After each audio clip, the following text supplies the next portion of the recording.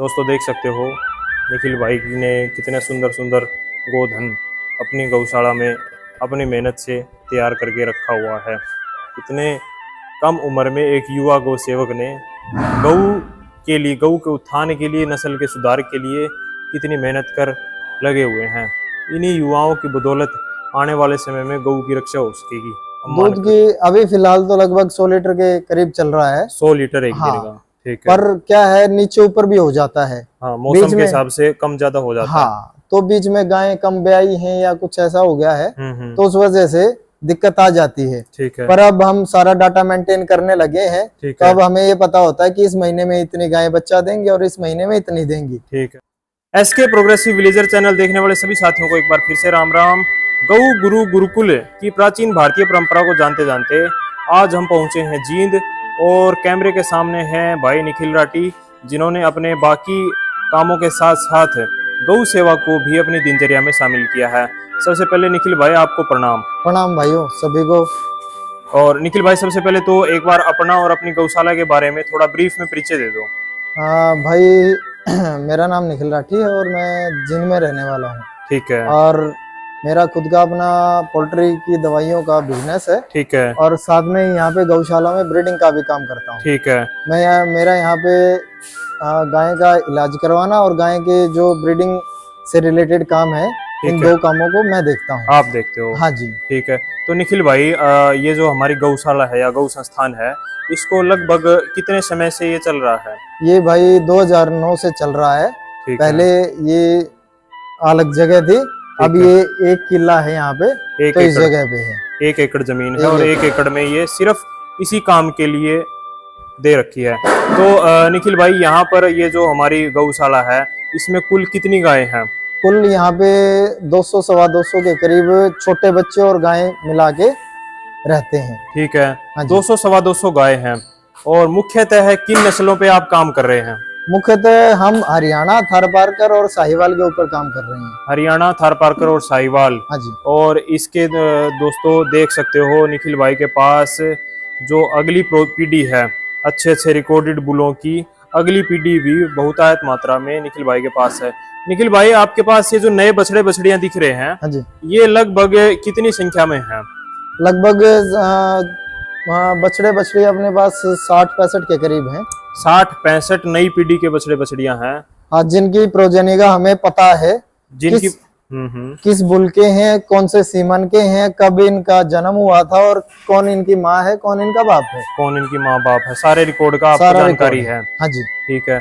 अच्छा निखिल भाई, जो गौशाला है आपकी, इसमें कुछ एक समस्याएं भी आती होंगी, तो मुख्यतः कौन कौन सी समस्याएं ऐसी हैं जो आम जो सभी को आती हैं, उसके बारे में भी बताओ। मुख्यतः क्या है, आप ये कोई भी बड़ा प्रोजेक्ट चालू करते हो तो उसके अंदर लेबर की बहुत बड़ी समस्या रहती है। ठीक है। यदि कोई भी पशुपालन करता है, चाहे वो भैंस का या गाय का या कोई भी फार्म करता है, तो लेबर की सबसे ज्यादा जरूरत रहती है। ठीक है। क्योंकि सारा काम आप खुद से नहीं कर सकते हो। ठीक है। तो लेबर अगर आपकी मेंटेन हो जाती है तो आपका फार्म चल पड़ेगा। ठीक है। वरना यूं लगा लीजिए, आपने अपना पैसा लगाया है, वो पैसा पूरा करना भी आपका बहुत मुश्किल हो जाएगा। बहुत मुश्किल हो जाएगा। हाँ जी। ठीक है।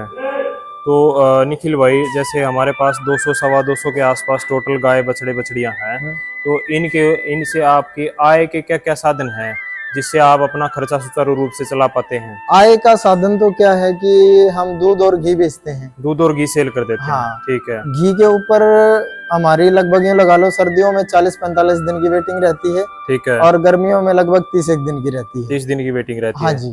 तो लगभग दूध कितना प्रोडक्शन एक दिन का हम दूध की अभी फिलहाल तो लगभग 100 लीटर के करीब चल रहा है। 100 लीटर एक दिन का। ठीक है। पर क्या है, नीचे ऊपर भी हो जाता है। हाँ, मौसम के हिसाब से कम ज्यादा हो जाता है। हाँ, तो बीच में गायें कम ब्याई हैं या कुछ ऐसा हो गया है तो उस वजह से दिक्कत आ जाती है। ठीक है। पर अब हम सारा डाटा मेंटेन करने लगे हैं, तो अब हमें ये पता होता है कि इस महीने में इतनी गायें बच्चा देंगी और इस महीने में इतनी देंगी। ठीक है। तो बीच में देखो कुछ इंसिडेंट हो जाते हैं, बच्चा भाई मिसकैरेज हो गया, कुछ हो गया, वो अलग चीजें हैं। वरना हमें लगभग ये पता रहता है कि हमारी इतनी गायें इस महीने में ब्याने वाली हैं। तो सभी गायों का पूरा रिकॉर्ड आपके पास मेंटेन है? हाँ जी। ठीक है। तो निखिल भाई, आपने दूध का कितना मूल्य निर्धारित किया है? दूध यहाँ पे 65 रुपए लीटर जाता है। 65 रुपए लीटर? हाँ जी। और यहीं से लेके जाते हैं। यहीं से लेकर के जाते हैं। हाँ जी। और इसके अलावा जो कुछ दूध बच जाता है तो उसका आप घी बना उसका हम लेते हैं। घी बनाते हैं। और उस घी का क्या मेहनताना या क्या? अभी घी 1600 रुपए किलो है। 1600 रुपए किलो। हाँ जी। तो निखिल भाई ने दोस्तों देख सकते हैं बहुत ही जायज़ कीमत घी की और दूध की रखी है, सिर्फ इस वजह से क्योंकि ये अपना गौशाला का खर्चा ही निकालना इनका मुख्य उद्देश्य है। कोई ये इन्होंने बिजनेस या किसी पर्पज से नहीं कर रखा है।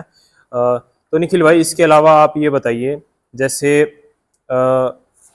गायों की अगली जनरेशन या जिसको हम नस्ल सुधार बोलते हैं, हाँ जी। नस्ल सुधार के लिए आपने क्या क्या कदम उठाए हैं और उनमें से मुख्य मुख्य क्या है? नस्ल सुधार के लिए सबसे पहली बात है कि हम बुल लेके आए हैं। बुल लेके आए हो? हाँ जी। ठीक है।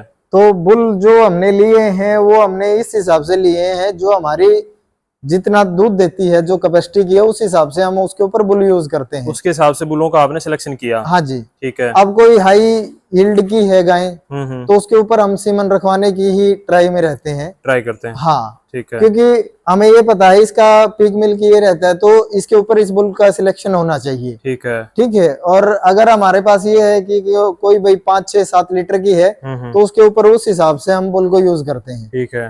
तो दोस्तों देख सकते हैं एक प्रगतिशील गौपालक ने बिल्कुल सही तरीके से सीमन और बुल का यूज किया है। तो आपके पास कौन कौन सी नस्ल के बुल हैं और कहाँ से आपने खरीदे हैं मुख्यतः? अभी तो हमारे पास एक थारपारकर और 2 साहिवाल हैं। ठीक है। और अभी 10 दिन पहले HLDB का H27 बहुत ही फेमस बुल रहा है। ठीक है। वो हमारे पास था।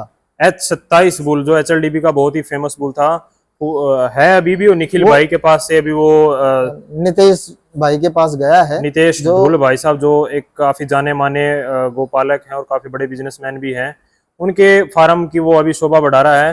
तो आपने ये बुल का जो चुनाव किया तो एक हमारे पास ऑप्शन होता है AI आर्टिफिशियल इंसेमिनेशन। हाँ जी। तो उसकी बजाय आपने कुछ एक बुल रखना भी उचित समझा, उसका कोई मुख्य कारण निखिल भाई? मुख्य कारण ये होता है कि कई गायें होती हैं जो AI कंसीव नहीं करती हैं। ठीक है। आप चाहे कुछ भी कर लो, वह बहुत लंबी हीट में रहती हैं। ठीक है। या कुछ गाय के अंदर कुछ आ जाता है कि भाई वो AI को मानती ही नहीं है, तो उनके लिए हम बुल रखते हैं। हाँ। तो उस बुल की वजह से हमारा जो मिल्क कैपेसिटी है वो टूटती नहीं है। हाँ जी। तो दोस्तों देख सकते हैं कई बार AI की वजह से कुछ गायें कंसीव नहीं करती हैं, उस कारण से अगर उनका ब्यात का जो टाइम है 1 महीना भी डिले हो जाता है तो उससे दूध में फिर गिरावट आती है। तो इस वजह से बुल ही एकमात्र प्राकृतिक ऑप्शन है। और उसके अलावा AI भी वैज्ञानिक दृष्टिकोण से देखा जाए तो नस्ल सुधार के लिए बहुत जरूरी है। तो निखिल भाई ने दोनों ही चीजों का बहुत ही समझदारी से उपयोग किया है। अब हमारे पास हर एक गाय का डाटा रहता है कि किसने कब बच्चा दिया है। हर एक गाय का डाटा रहता है। तो हम 60 दिन से पहले तो किसी गाय को AI नहीं करवाते हैं। ठीक है। 60 दिन के बाद वो हीट में आती है तो AI करवाते हैं। ठीक है। और लगभग यूं लगा लो कि 4 महीने से पहले तो उसकी AI होती है, चाहे वो 2 बार हीट में आए, 2 बार AI करवाते हैं। ठीक है। अगर वो 4 महीने से ज्यादा डिले करती है तो फिर हम मीटिंग पे जाते हैं, वरना हम मीटिंग पे नहीं जाते हैं। ठीक है। हाँ जी। तो दोस्तों देख सकते हैं कितने वैज्ञानिक और तर्कपूर्ण विचार है निखिल भाई के।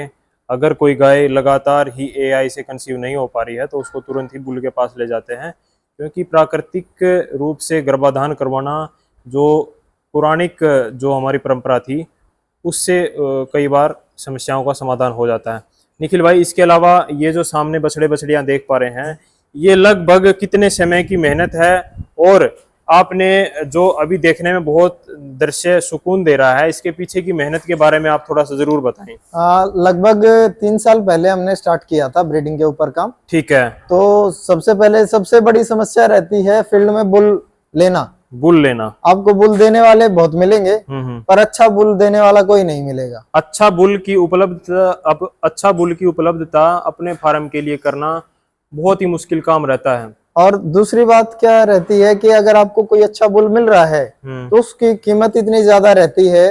आप अगर AI से उसको देखोगे, कंपेयर करोगे तो आपको बहुत ज्यादा नुकसान होता है। ठीक है। और दूसरा AI में आपके पास अलग अलग ऑप्शंस भी रहते हैं, बहुत सारे ऑप्शन हो जाते हैं AI में। पर गाय के हिसाब से हम अपने बुल का नंबर या किसी और बुल का सीमन यूज कर सकते हैं। और अगर हम प्राकृतिक गर्भाधान में जाएंगे तो हमारे पास एक ही ऑप्शन रहता है।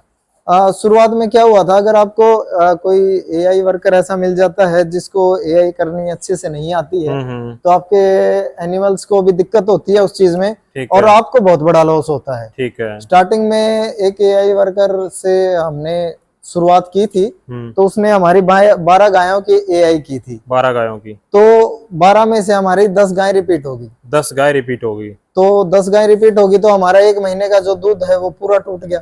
ठीक है। तो दूध टूटने की वजह से बहुत ज्यादा दिक्कतें आ गई थी। जिनको हम दूध देते थे उनको तो दिक्कत आनी थी, और भाई ऊपर से जो गौशाला का खर्च चलता है उसमें भी दिक्कत आ गई। तो उसको रिकवर करते करते बहुत ज्यादा टाइम लग गया था। जी जी जी। तो दोस्तों देख सकते हैं, इतने बड़े संस्थान को या इतनी बड़ी गौशाला के संचालन में अगर 10 दिन का भी किसी चीज में डिले होता है तो बहुत भार गौशाला को ऊपर आता है। और इन सब चीज़ों का ध्यान निखिल भाई ने बहुत ही वैज्ञानिक तरीके से रखा है। सबसे मुख्य बात इन्होंने बताई कि हर एक गाय का और हर एक बछड़े बछड़ियों का इनके पास डाटा है कि इनकी कब डिलीवरी होनी है, कब एआई होनी है, कब इनका टीकाकरण वगैरह हुआ है, सभी चीज़ों का डाटा है। तो आम जो पशुपालक है सबसे पहले इसी चीज़ में मात खाता है कि वो अपने फार्म का लेखा जोखा रखने में हिचकता है। तो जब तक आम पशुपालक या आम गोपालक कापी पेन उठा करके अपने फार्म के बारे में, अपनी गायों के बारे में, नस्ल के बारे में जब तक वो नोट नहीं करेगा, लिखेगा नहीं, तब तक उसके सक्सेस होने के चांसेस बहुत कम है। सिर्फ नस्ल ही नहीं, आपको अपने खर्च, आपको अपनी कमाई, ठीक है, सारी चीजें जब तक नहीं लिखोगे, ठीक है, तो आप कामयाब नहीं हो पाओगे। मेरे पिताजी मुझे बचपन से एक ही चीज समझाते हैं, ठीक है, कि कलम का कच्चा जीवन में कभी कामयाब नहीं हुआ, चाहे कितना भी पैसा कमाया हो। बिल्कुल सही, सत्य वचन है। तो निखिल भाई ने काफी अनुभव वाली और पौराणिक बात हमको बताई है कि कलम का कच्चा कितना भी कमा ले वो जब तक कामयाब नहीं हो सकता जब तक अपने आमदनी और खर्च का लेखा जोखा नहीं रखेगा। बहुत बहुत शुभकामनाएं। तो दोस्तों जैसे ही खेत में कोई बीज डलता है वही निर्धारित कर देता है कि आने वाली फसल कैसी होगी, वैसे ही गौशाला के लिए नंदी को भी एक बीज की संज्ञा दी गई है। तो नंदी का चुनाव निखिल भाई ने बड़े ही सूझबूझ से किया है। सामने एक थार पारकर नंदी देख पा रहे हैं। निखिल भाई इसके बारे में थोड़ा सा बताना। ये जो है हम KGSG नूर महल से लेके आए हैं। KGSG नूर महल जो पंजाब में है? पंजाब में है। वहां से बछड़ा आप लेकर के आए थे? हम 2 बछड़े लेके आए थे, एक साहिवाल और एक ये। ठीक है। और इसकी उस टाइम पे 1 साल उम्र थी। 1 साल उम्र का बछड़ा आप लेकर के? अभी ये 1.5 साल का हो चुका है। ठीक है। तो इससे अभी हम 4-5 महीने में सर्विस लेने लग जाएंगे। ठीक है। तो जिस समय हम इसको लेके आए थे और उसके बाद से इसमें दिन रात का फर्क आ चुका है। ठीक है। और जब हम लेके आए थे उस टाइम कैरेक्टर थोड़े कम थे। ठीक है। और हम इसको किस लिए लेके आए थे, क्योंकि ये बच्चा है 74-19 बुल का। 74-19 जो थार पारकर का काफी फेमस बुल रहा है, जो NDRI में था, करनाल में। और उसकी बछड़ियों ने पहले ही ब्यात में 12-12, 13-13 लीटर दूध कम से कम दिया है। ठीक है। तो जब हमने ये पता चला कि 74-19 का बच्चा है, इससे बड़ी एज के भी बुल थे जो लगभग 2-3 महीने में सर्विस दे देते, पर हमने उसको छोड़ के इसका सिलेक्शन किया। ठीक है। क्योंकि हमें जो चाहिए था वो हमको दिख रहा था। ठीक है। हम अभी AI करा लेंगे, पर हमें जो चीज चाहिए वो यही थी। तो दोस्तों आखिर में हमने इसका सिलेक्शन करके और हम इसको लेके आए कि कोई नहीं, इसको 1 साल पालेंगे, अच्छे से खिलाए पिलाएंगे, और फिर जब जो चीज बनेगी, ठीक है, तो वो बहुत ही बेहतरीन बनेगी। ठीक है। तो दोस्तों देख सकते हो बुल के कैरेक्टर, कितना शांत स्वभाव का ये बुल है। और माथा, हम्प, गलकंबल, झालर, पैरों की पोजीशन, सब कुछ एकदम यूनिक और टिपिकल जो थार पारकर की जो ब्रीड की जो कैरेक्टर्स होते हैं वो इस बुल में साफ सुस्पष्ट दिखाई देते हैं। निखिल भाई ने बिल्कुल संयम से और धैर्यपूर्ण तरीके से अपनी गौशाला को उन्नत करने के लिए काम किया है। तो निखिल भाई इस बुल के बारे में अगर और आप थोड़ी सी ब्रीड के बारे में अगर कुछ विशेषताएं अगर बताना चाहो तो जरूर बताओ। देखिए थारपारकर के बारे में तो सभी बहुत कुछ जानते हैं, हम तो ये लगाते हैं, हमें तो अभी कुछ नहीं पता, हम तो नए हैं, शुरुआत की है। ठीक है। ठीक है। पर जो मेन होती है कानों की बनावट, ठीक है, झालर, ठीक है, ठीक है, और भाई नीचे जो मुतान होता है और पूंछ की लंबाई, ठीक है, और हम्प तो देखो सब में होता ही है। जो इंडियन ब्रीड्स हैं उनमें हम्प की पोजीशन तो लगभग सभी में होती है, वो सब में होती है। और तो जो हमने देखा फोरहेड की बनावट, ठीक है। और इसके कान, ठीक है। और इसके नीचे झालर। ठीक है। अगर आप देखोगे अभी ये 1.5 साल का है। ठीक है। क्या होती है, थार की जितनी उम्र बढ़ती है उतनी उसकी झालर भी साथ में बढ़ती रहती है। हरियाणा में वो कम हो जाती है उम्र के साथ। ठीक है। चमड़ी टाइट होती है और इसमें बढ़ती जाती है। अगर आप अभी देखोगे तो कई जो थार के बड़ी एज के बुल हैं उन जितना मुतान तो अभी इसके देख सकते हो आप। ठीक है। हाँ जी। तो इसके अलावा एक बुल का चयन करने के लिए सबसे जरूरी कैरेक्टर होता है बुल का शांत होना, तो ताकि उसकी अगली जो जनरेशन आएगी, अगली जो पेडिग्री आएगी, वो भी शांत स्वभाव की गायें उस बुल से पैदा होंगी, बछड़ी। तो निखिल भाई, आपने गौशाला में बहुत ही सराहनीय काम करके रखा हुआ है और नस्ल सुधार के लिए प्राकृतिक और एआई दोनों ही माध्यमों का आपने भरपूर तकनीकी रूप से इस्तेमाल किया है। उसके लिए आप बधाई के पात्र हैं। और दोस्तों, आप भी देख सकते हैं जैसे जैसे समाज के युवा गौ सेवा के लिए, गौ रक्षा के लिए, गौ के उत्थान के लिए आगे आएंगे, वैसे वैसे हमारी पुरातन संस्कृति, गौ गुरु गुरुकुल की जो चीज़ें हमारे पुराणों में लिखी हुई हैं उन्हें हम फिर से जागृत कर सकेंगे। निखिल भाई, अंत में आप अपने विचार जरूर दें। मैं तो सभी को यही बोलना चाहूंगा कि भाई गौ के साथ जुड़ने से आपको मन की शांति का अनुभव होता ही होता है। ठीक है। आप ज्यादा समय नहीं, अगर दिन में 10 मिनट भी गौ के ऊपर हाथ फेरो या उसके साथ थोड़ा खेल करो, ठीक है, तो आपको ज्यादातर टेंशन तो वैसे ही कम हो जाएंगी। ठीक है। क्योंकि आप अगर इससे जुड़ोगे, प्राणी इतना ही प्यारा है। गौ तो गौ होती है, गौ तो माँ के समान होती माँ के समान है। और ये आपके पास आती है और जब आपके पास सहलाने के लिए अपनी गर्दन करती है तो वो जो अनुभव होता है, ठीक है, वो आपके उन हार्मोन्स को रिलीज करता है जो आपको खुशी देते हैं। ठीक है। तो निखिल भाई, सामने ये जो प्रोजनी दिख रही है, ये कौन से बुल की है? ये HLDB के H27 बुल का बछड़ा है। H27 बुल का बछड़ा है। हाँ जी। तो दोस्तों देख सकते हो कितनी उम्र का बछड़ा है ये 10 दिन के करीब है। 10 दिन का बछड़ा है और इसका जो हम्प है अभी से कितना सुंदर है।